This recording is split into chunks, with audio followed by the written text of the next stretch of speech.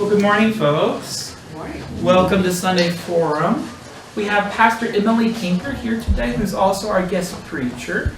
So if you were at early service, you got to hear proclaimed Word of God. Now you get to dive in a little bit deeper with Emily about her ministry that she's doing here in the greater Spokane area. And if you are planning to come into the late service, you'll get to hear her preach a little bit later. So Emily is new here to Spokane. Only started, was it September 1st was your official start date? So new to Spokane, new to this ministry. In a lot of ways, between the pandemic and a year that the ministry was without a campus pastor, Emily is really, you're starting from the ground floor up. Right. And she said about the call, both what attracted her and what terrified her was the blank slate. So I imagine you're going to talk a little bit about that blank slate and some of the definitions and forms that are coming together. Yep. And about the amazing work that you are and will be continuing to do here in Spokane. Hey, welcome, Emily. Thank you so much. As Pastor Edwin said, my name is Emily Kinker. I'm also known as Pastor M. You'll hear clergy in the Spokane area call me M, and you're welcome to do the same. My official title is Pastor of Greater Spokane Campus and Young Adult Ministry. So how many of you are familiar or maybe graduates of Eastern Washington University? We have a few. All right, lovely. Pastor Edwin, how many years ago was Shelley Wee at? Oh gosh, help me out, folks. Probably 6, 7, Something like that. So some of you are familiar with Pastor Shelley. Some of you are probably familiar with Pastor Ariana, who served Emmanuel Lutheran Church in Cheney, and also the campus ministry at Eastern Washington University. So the ministry that we're doing now is kind of picking up the threads, or perhaps a better metaphor is it's the phoenix from the ashes of that ministry. As you all know, COVID was particularly hard on our congregations, and even if you can imagine what living through the pandemic from the interior of a congregation was like, I would say living through it in campus ministry was that much harder, because we had students who essentially on lockdown order were fleeing campuses. They were returning to their homes to do lockdown with their families. So learning how to do a displaced ministry was a very steep learning curve. And what happened was that those ministries started to dwindle. What I commend the Greater Spokane Campus and Young Adult Ministry Board, we're just going to call it Greater Spokane CAYM, Campus and Young Adult Ministry, and Pastor Edwin actually serves on that board, which is part of how I got to end up being here with you this morning, an opportunity I'm very grateful for. Instead of, as the pandemic started to come to an end, instead of doing what would have been a very common, very understandable thing, and saying, let's get back to normal as fast as we can. Let's hire a campus minister to do Lutheran campus ministry at Eastern, full or part-time. What they said was, let's see if we can have a little bit more imagination about that. Perhaps even for those of you who are in the early service, a bit of prophetic imagination about that. They said, what's possible? And started thinking about what would it be like to have a young adult community that spanned campuses, but also the community itself in the greater Spokane area.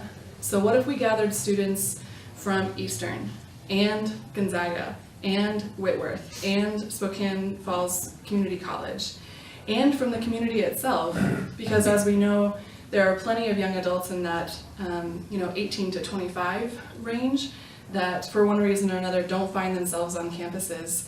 And then we still have this problem, even if you do a traditional education process where you're attending a 2 or a 4-year university.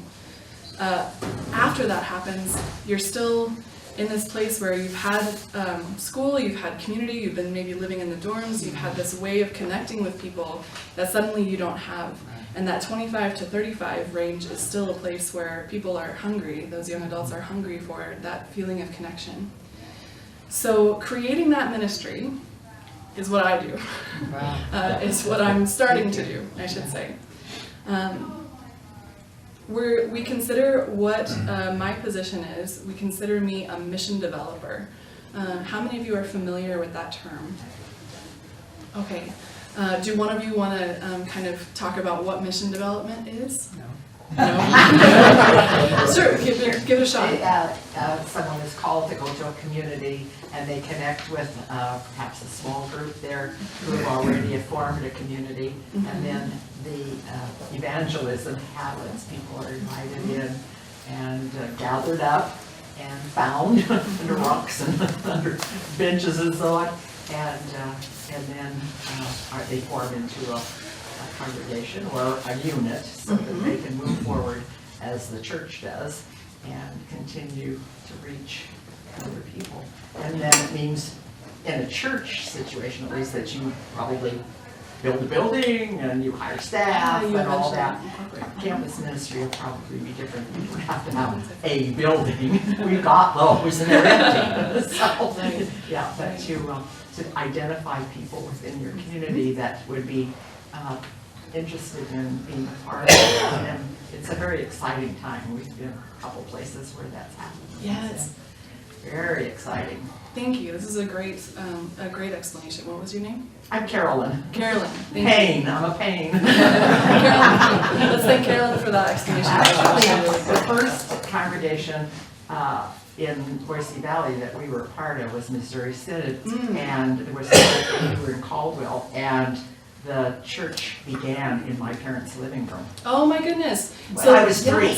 Oh my gosh. So this is a person who knows Mission Starts well. And that's often the way that a Mission Start will work. One congregation will say maybe they've grown large enough, or maybe they see their mission starting to be, there's other things that they want to do, so they'll plant a new mission congregation that folks want to do.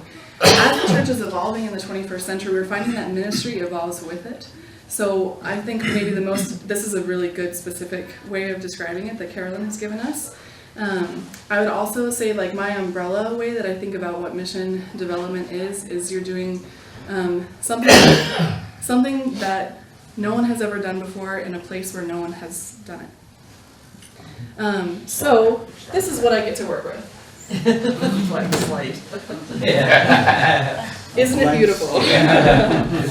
So, how many of you have ever had to write a sermon or a speech or any kind of public remarks?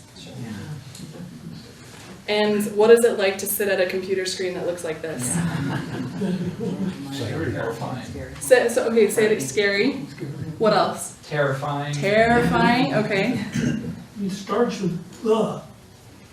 Starts with the. Good. That's a good beginning. Strong beginning. I wouldn't start at a computer screen. It didn't start at a I computer wouldn't start at screen. a computer screen if I were to do that. How about a blank page then?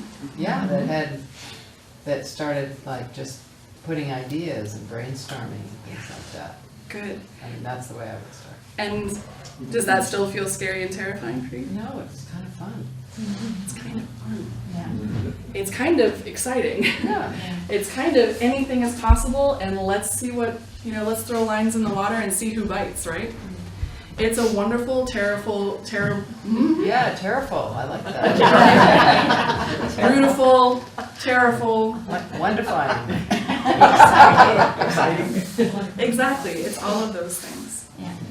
So this morning what I thought we'd do is talk a little bit about what community is like and how we form them. So what I'd love to start with is, we are going to do this just by raise of hands because we do have a limited amount of time, so do let me call on you, and we'll do this a little bit more organized. But how many of you can think of being part of a community that was a meaningful experience for you? That could be a faith community, or it could be a different kind of community, a sports team, or maybe you have been in a musical ensemble or in a theater production or something like that. Yes, here in the green. Well, I was thinking most of the ways my communities have formed have usually been around food. People come together and eat and talk, and then something grows from that. So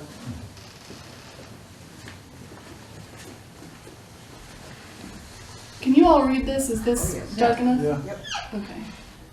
Around food, beautiful. Thank you. What else?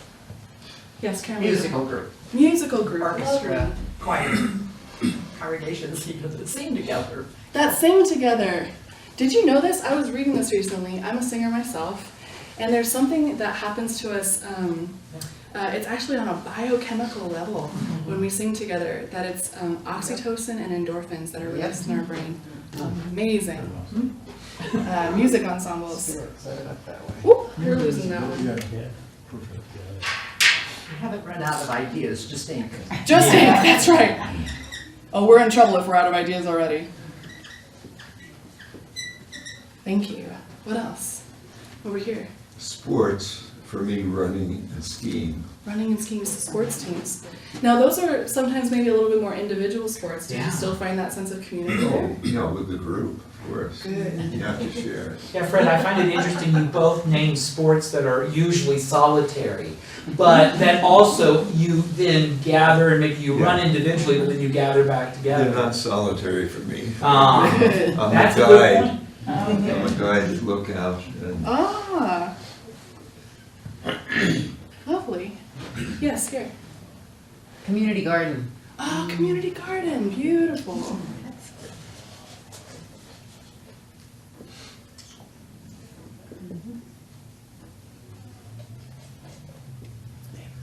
Wonderful. What else? Children. Children, I heard, and then we'll go here in the brown jacket. So communities around your children, maybe with other parents or caregivers. Excellent.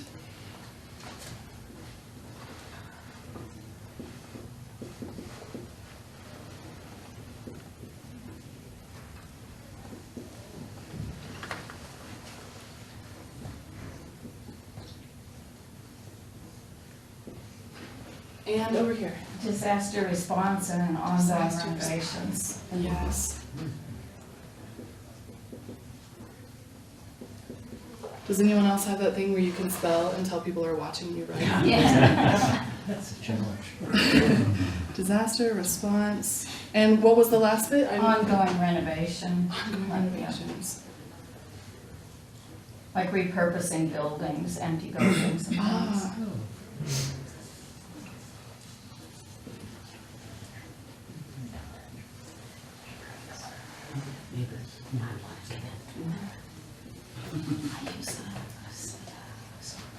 All right. I heard someone say neighbors. Yes. Did you want to elaborate on that at all? I just personally, we live in a neighborhood where everybody's very neighborly, and we know everybody and connect. And it's really, and it includes little free libraries. Oh, wonderful. Little free libraries. Oh, that was the yeast, maybe. I'm going to put that as its own whole thing. Little free libraries. You can sit on your steps and read. Go to the free library. Go to the library. Excellent. Yes, Evan. Shared interests. Shared interests. Like, for example, I went to chess club yesterday and was thinking I would see 4 people there, and there were over 30 that showed up. From kids to retired folks and everywhere in between. Or kind of connected to this, and also as somebody who doesn't have a child, pets, especially dogs, walking dogs, you start to know who are the other dog owners in the neighborhood. You meet people at the dog park. And it is one of the few places in our society where we still, I feel like, can randomly meet people and develop a relationship. We use our pets and our animals as these bridges for social connection. It's interesting. Gardening.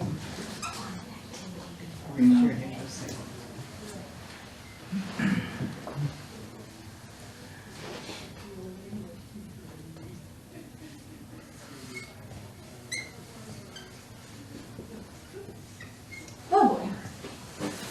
Okay, so if you have other ideas, I'm more than willing to add more to the list as you think about them.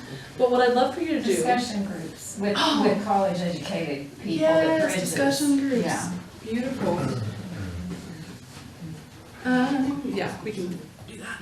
Woo. I think my years of doing this kind of motion are limited, but we've still got it for now. Discussion. That's all right, I'm used to it. Travel. Travel?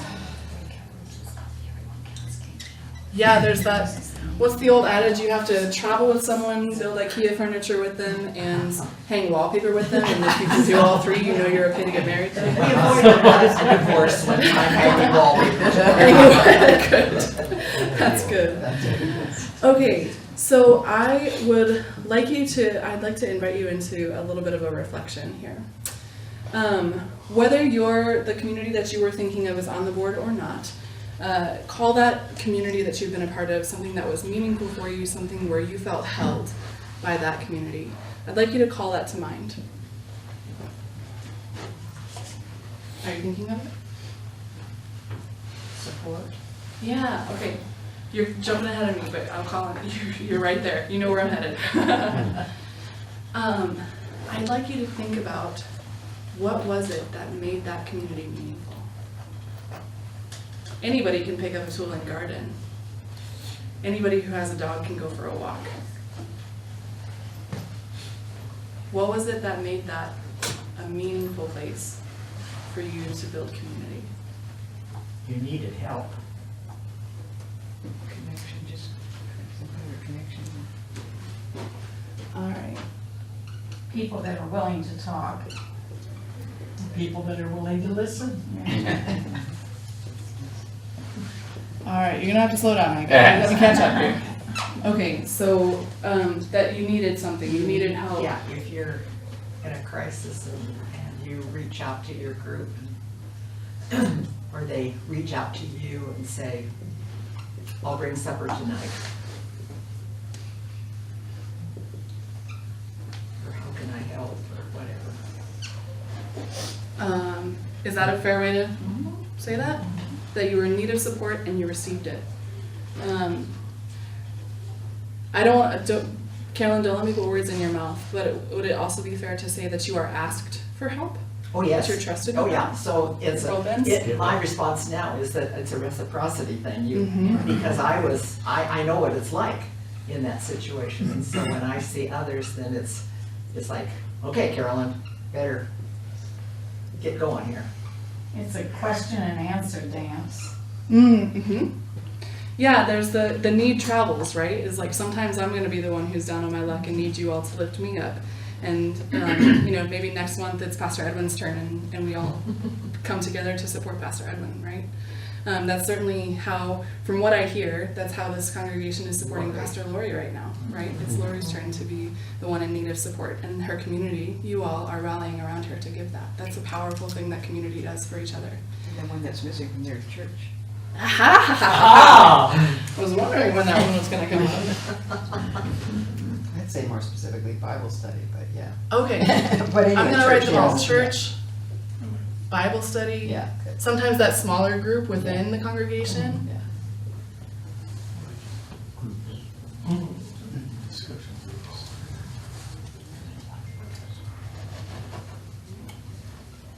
Oh, group and faith community. The reason I'm going to go, if you'll permit me a little sidebar here, unity. The reason I put faith community there, as well as church, Bible study, small groups, is that there are folks my age. I'm a middle millennial. So millennials, Gen X, and the Alpha generation, we are starting to gather in communities that I would define as spiritual communities, faith communities, but they are outside the realm of traditional church. They don't look like gathering on a Sunday for worship. They look like gathering maybe on a Sunday night for dinner. I was born out of one of these congregations, born as a pastor. If you all are familiar with House for All Sinners and Saints in Denver, if you know That's that- Nadia Boltweber's Nadia former Boltweber. congregation. Yep. So I was part of that community when it was just forming.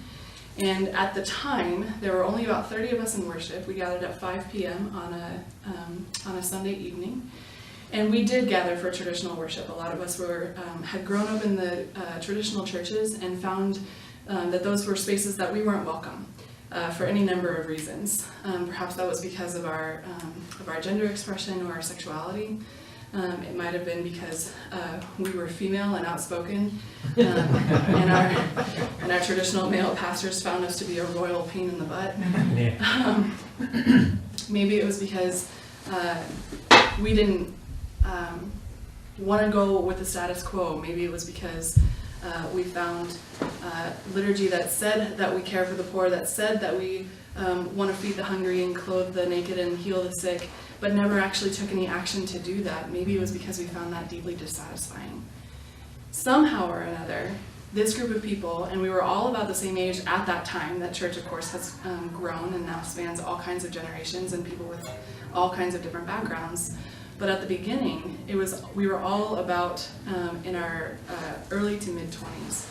We were all overeducated and underpaid, and we were all the walking wounded of the church, and we had to find something that still allowed us to be people of faith, because we still were. We had to find a place that was safe for us to go. At the time, I'm given to understand that this is not the way it is now, but part of the liturgy was cleaning up, we would eat leftover communion together. So all the communion elements would be consumed by the people who were there. We'd all clean up the space that was rented from another church, and their service was, something was happening the following morning, so everything had to be, put away. And then everyone would go to dinner together. That was part of church. That was, the service wasn't over until we had all paid our bill at the bar. So that's why I include faith community there. So we think about not just what happens in a building that looks like this one, but also what happens in church basements and coffee shops and bars and restaurants as well. So what was this church called in Denver? It's called House for All Sinners and Saints. You may have also heard it referred to as HAPAS, because that is the acronym. HFASS, House for All Sinners and Saints. And if you know the name Pastor Nadia Bolz-Weber, she is an ordained pastor in the Evangelical Lutheran Church in America, and she is also a best-selling author and writes often about the community at House for All. So that's my sponsoring congregation. That's how they're the congregation that sent me to seminary. Back to what we were talking about earlier. There were some answers over from this side. What makes a meaningful community? What made those things a meaningful place to be? Go ahead. So, and the community garden, Yes. this was formed like 2007, 2008 in Bellevue, and people were hungry, and we had stupid grass all over our property. So we thought we need to be growing healthy food for hungry people. So we had a purpose. Yes. So that's what brought us together, and there were so many obstacles, but because we had this purpose, we just figured out that it would come, the solutions would come to us. So it was very empowering and very spiritual. Wonderful purpose. Yes. You're asking me to describe an emotion. Yes. Consequently, that's difficult. So what I would say is a sense of belonging, and I wish that there was a better word like Perfect. love or anger, like another one of those feeling words that really conveyed what this sense is. But you probably have felt it, and in particular, I would say it usually is over a meal. So someone mentioned food earlier. I think that was Pat. So it's usually like, I know it's silly, but it's like good food, good drink, good company. There is something holy about all of that. And when you experience it, you feel it. It is like a spiritual experience. And Can I pick on you? yes, Is it like a spiritual experience? it is a spiritual experience. Thank you. My CPE supervisor would point out my minimalization. Oh, minimum. That's a joke for Yeah, no, I got you. yeah, you got me. You got me. Good food, good company. Read you 100%. Was it, am I missing something on that? No, I think that's good. Yeah. Okay, lovely. Here. It's acceptance. I have a non-traditional brother, Yes. and he does not look like your traditional church boy. Mm-hmm. And he came to church here. He had been trying to go to church for, we were raised in the church, but then he had a big lap of, you don't fit. Yeah. And he came to communion here and cried.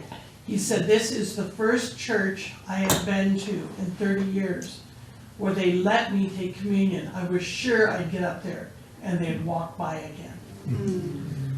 And people are nice to him here, and people ask about him.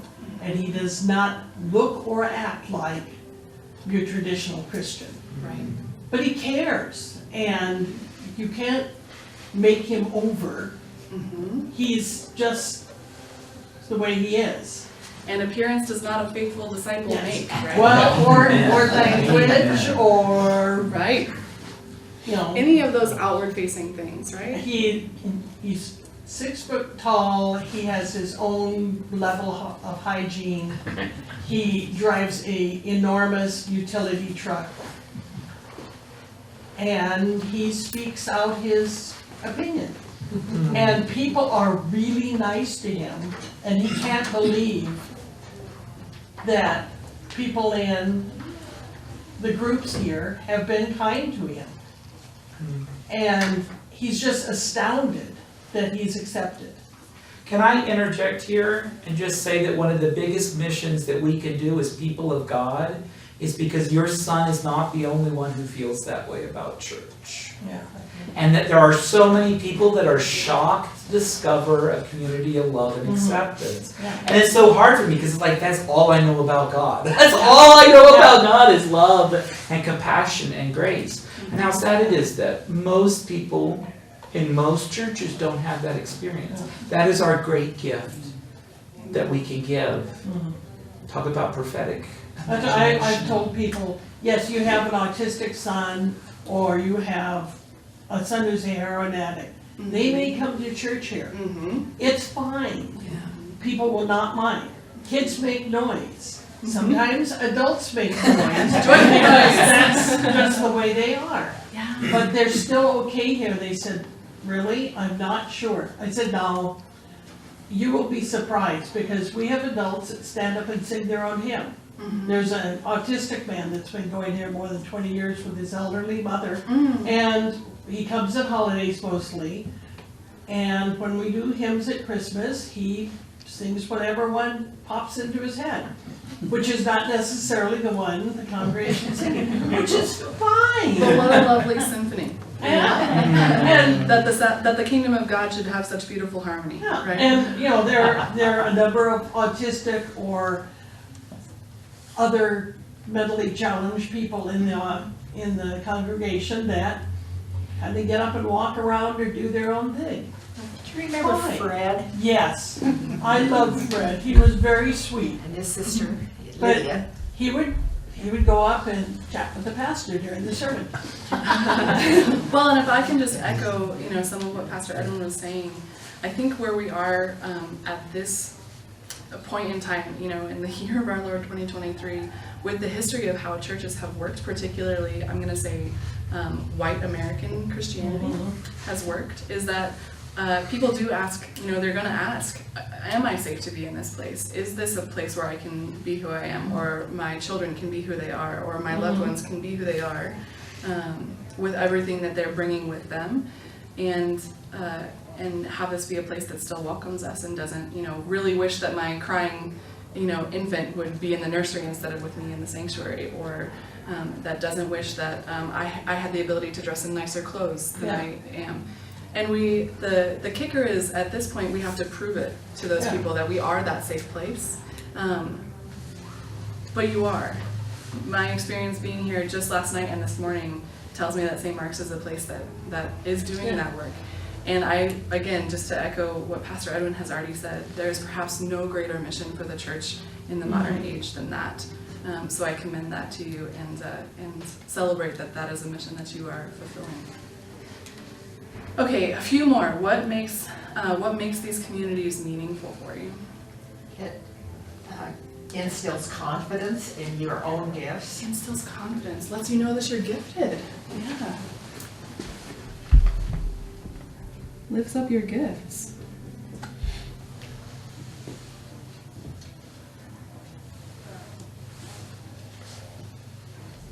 Confirms your value.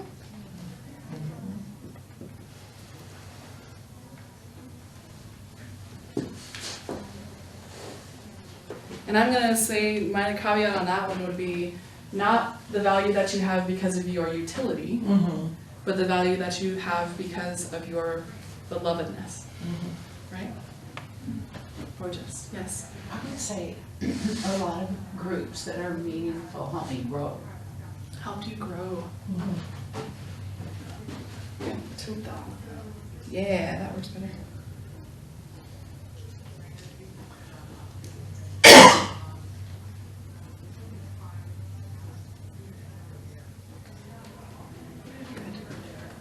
Give me 2 more. Well, to tag Yes. on to that last one. Yes. It just, an open exchange of creative and challenging ideas. I love that. Open exchange of creative Prophetic and imagination. challenging Challenging. That's what helps you grow.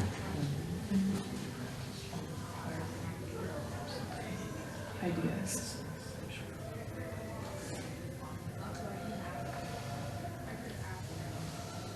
There we go. Okay. One more. Oh, okay, we'll write it up there. I heard you, lest I be accused of being egotistical.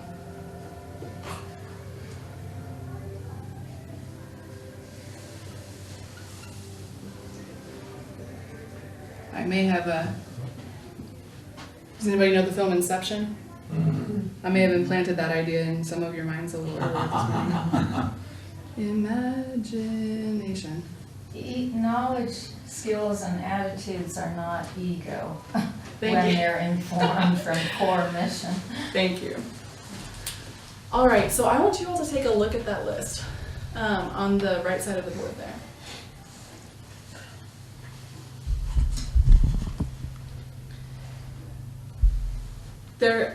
There isn't anything I would remove from that list as far as what makes a meaningful community.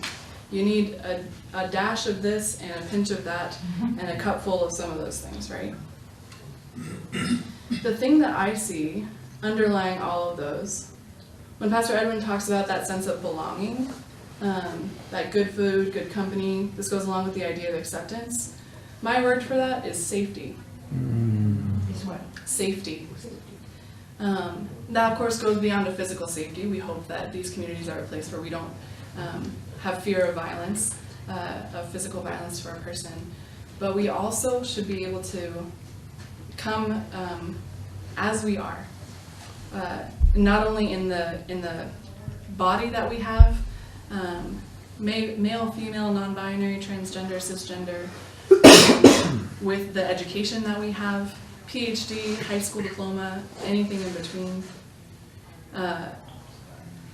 that we should be able to come with the ideas that we have, with the week that we've had, with the stress I'm carrying from work, with the mourning I have for having lost a grandparent, for, whatever it is that I'm carrying, I'm safe to carry it in that room.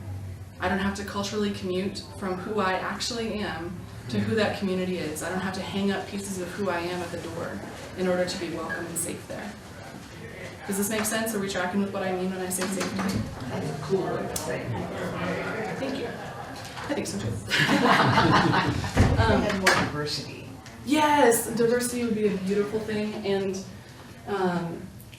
safety, I would say, is a prerequisite of diversity. If you want to see diversity in your communities, you have to make it safe for diverse people to be there. So I agree with you, and we can't just say let's bring all kinds of different people together. The 5 So they steps can be before just like that. us. So right. It's let's make a place that is safe for all people to be not just like us, but just like them. Yes. Right? So I'm gonna write that big, safety. And the other thing that strikes me as in kind of something that is underlying a lot of what we've talked about is a sense of connection, right? That the people that you're around, that you belong to them in a way, right? A tribe, kind of a tribe idea. These are your people. And, who said reciprocity earlier? I think, was that you, Carolyn? Yeah, it was Carolyn. that sense of reciprocity, Yes. reciprocal relationships. Yeah. You belong to them, and they belong to you. Connection. Yes, did you want to add something? I would say long lasting, And long lasting. that it's not just one day or two. Long lasting. To me, it's the common core of Jesus because he was the alignment of diversity and equity and inclusion and safety. So when we come together with that core of where our hearts and minds align with Jesus, the teachings of Jesus, we find that common meaning.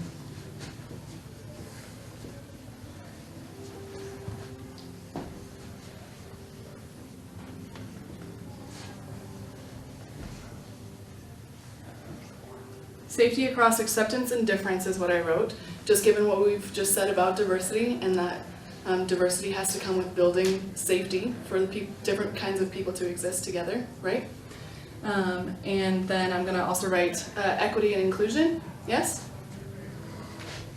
I'm just wondering, I don't know if everybody in the back on this side can see what I'm writing, so equity and inclusion. Which is funny because those feel like kind of loaded words now, but like the actual concept of equity Right. in church and inclusion. Right. Like church has been trying to do that for a very long time. Right. Trying with varying degrees of success. That's a mark that we continue to strive for and may continue to miss, but the important thing is that that's the direction we're walking in, right? It's only been in the last few decades that women can become pastors, so what do you mean? Correct. Well, see, that's fair. I also have a. I'm calling you in, No, not that's out, fine. because I want. I am also mindful that in the early church, women did have leadership roles. That in particularly We wandered, is what we you're did. saying. I would say in particular in the first 3 centuries of the church, you might be surprised how incredibly diverse, innovative, accepting.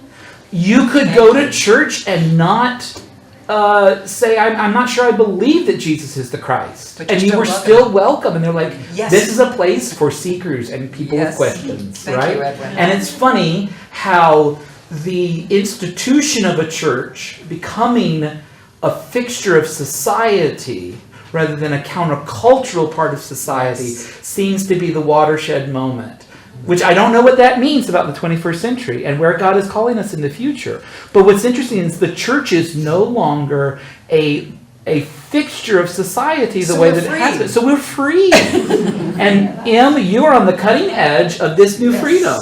So that's what we're doing here today. Thank you. Okay, Edwin. so just as my last thought here, take a good look at everything that's on the board right now. And Pastor Edwin, please tell me that we have it on film or someone has it on a photo of this. Yes. I'd like to Right? take a screenshot too before Uh, you erase it. Take it now. Yeah. Can I come up from the? Yeah. Anybody wants a photo of this? Would be a good time to do that. Yes, it would. Oh, I got the glare. Oh, you can, if you zoom, There we you can go. still see it, yeah. Yeah, that's good. And yeah, I would say perhaps if you can send that to Pastor Edwin or to myself, we can make sure that Yeah. this list gets distributed to you if you would like to have it as a reference document. Okay, remember what I said I've got to work with at the beginning? I missed it. Would you say? It. Now, do we have to repeat all that? Is there a test?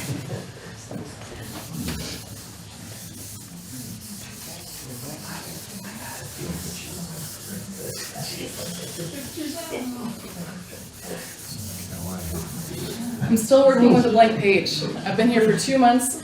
This ministry has been functioning for 2 months. It's a blank page. Yeah. That's what's written on it now. Yeah. Whatever we build, whatever form it takes, whether it looks like traditional campus ministry or not, whether it looks like 20-somethings hanging out, singing hymns and carols together while drinking beer in a bar, we build on the foundations of safety, not having to hang up pieces of who you are out the door to be able to come inside, and we build it on connection. These are my people. I belong to them, they belong to me. We've poured a foundation. And hopefully, with the foundation of that kind of strength, whatever building we build on top of it will stand, hopefully for a very long time. So that's the beginning. That's the first talk you'll hear me give on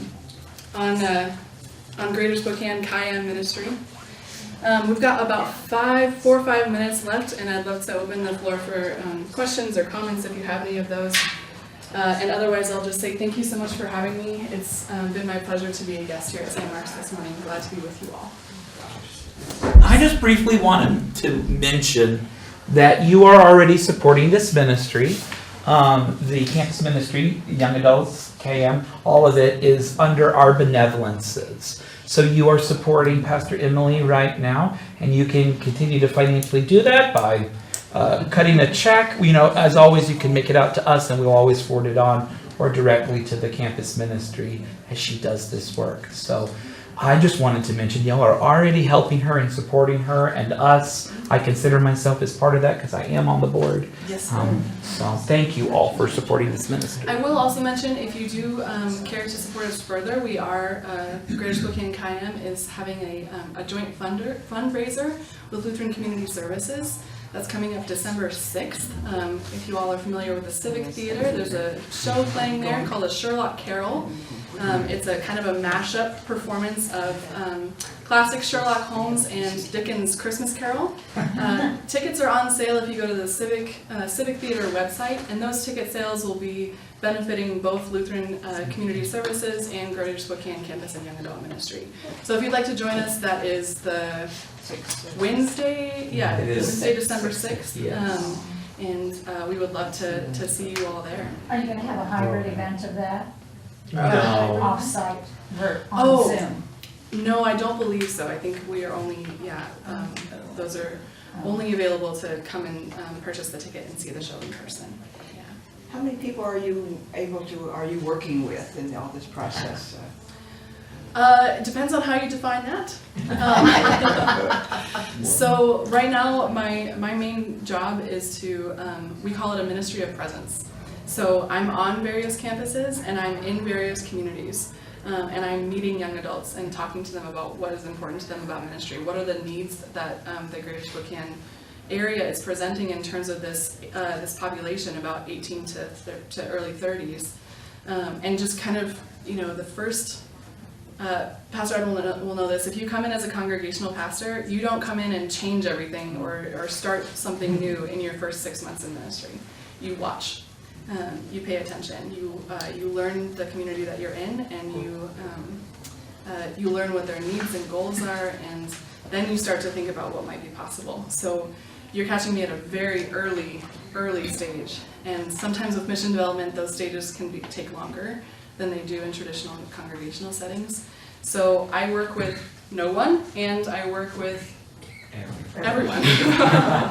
So, yeah.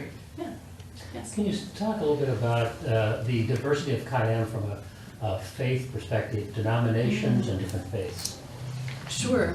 So as you all might know, some of the universities that I mentioned, universities and community colleges that I mentioned, are public universities. Some are faith-based. So Gonzaga is a Jesuit school. Whitworth has connections with the PCUSA, Presbyterian Church. And then our history at Eastern has been as Lutheran Campus Ministry. The way that the ministry functions at Eastern right now is that it is already an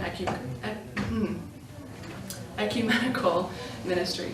So already we work on Eastern's campus, we work with the local Methodist church, with the Congregational church, and with the Episcopal churches in Cheney to be that presence on the campus of Eastern Washington University.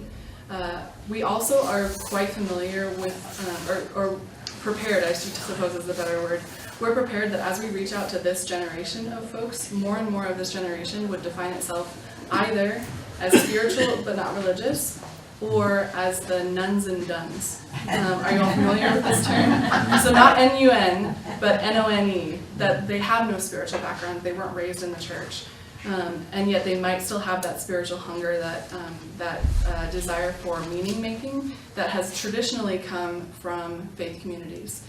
So that's the kind of thing that we'll be tapping into. So as far as what we expect in terms of diversity, we expect that we're going to see folks who are deeply steeped in the Catholic Church and its traditions, all the way down to folks who have probably never set foot in a church before, and are still looking for that sense of community. Is it Christian focused or is it other faiths as well? It is Christian focused. What I will say is some of the, again, we're in this place where nothing is written in stone yet. Some of the verbiage that we've started to talk about with the board, and Pastor Edwin, feel free to jump in here if you'd like, is that if it's a choice, do we care more that they believe in Jesus or that they can behave like Jesus? Good way to put it. Is that, what is our goal at the end? If we have to choose, in an ideal world, maybe both of those things get to happen. But if we only get to choose one of those things, is it important that we create a community that believes in Jesus or a community that behaves like Jesus in the world? Thank you. It is just a little bit past 10:30. I can take maybe one or two more questions. Otherwise, I'm going to robe for service and invite you all, if you are staying for the late service, to ascend to this. Thank you. Yeah.